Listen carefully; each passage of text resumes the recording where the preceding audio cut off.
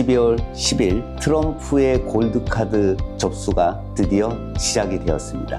많은 분들이 이걸 정말 시행을 하게 됐을 때 얼마나 오래 걸리냐 물어보는 질문들이 가장 많습니다. 그럼 기존의 EB1이나 EB2의 진행 속도는 어떨 것인가? 이런 부분에 제가 초점을 맞춰 드리고 싶었던 거였습니다.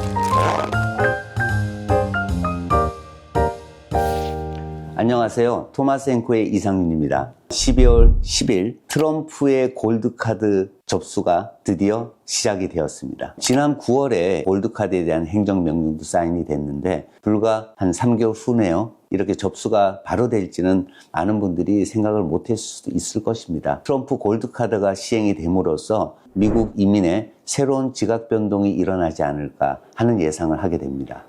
트럼프 골드카드의 핵심은 간략하게 말씀을 드리면은 개인이 100만 불을 미국에 투자를 했었을 때 영주권을 받을 수 있고 기업이 투자를 할 때는 200만 불을 투자하는 부분들인데 이 돈을 기부 형태로 보내는 형태인데 앞으로 얼마나 많은 사람이 관심을 가질지는 그 추세를 두고 봐야 될 것으로 봅니다. 많은 분들이 이걸 정말 시행을 하게 됐을 때 얼마나 오래 걸리냐 물어보는 질문들이 가장 많습니다. 이민 신청을 할 때 I-140이라는 어떤 서류를 갖고 이민 신청을 하는데 트럼프 골드카드는 140 옆에 G라는 부분이 붙어 있어요. 개인적으로는 I-140G에 대한 심사 기간이 1년 정도.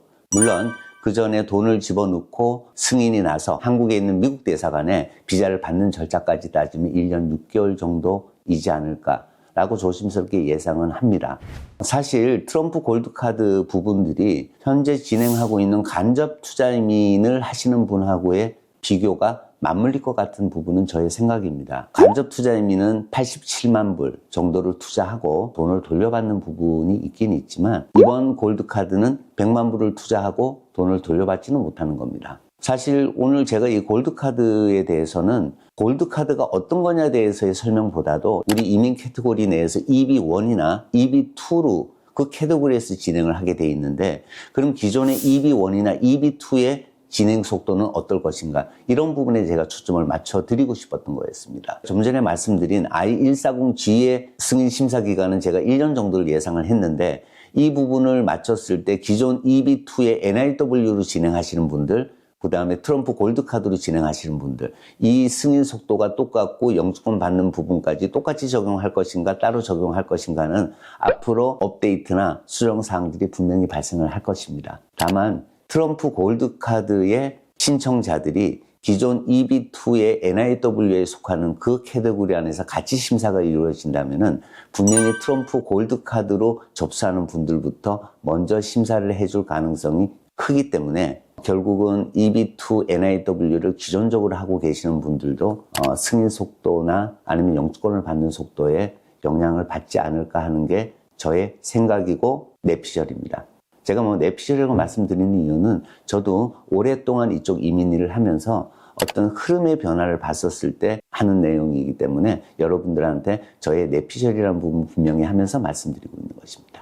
사실 트럼프 골드카드에 대한 부분들이 영향도 영향이지만 이 100만 불을 투자했을 때 자금 출처를 어디까지 할 것이냐입니다. 그냥 간단하게 할 것이냐 아니면 EB5에서 얘기하는 자금 출처 방식으로 할 것이냐 여기에 따라도 관심도가 있고 없고의 차이가 분명히 있는 부분들이거든요.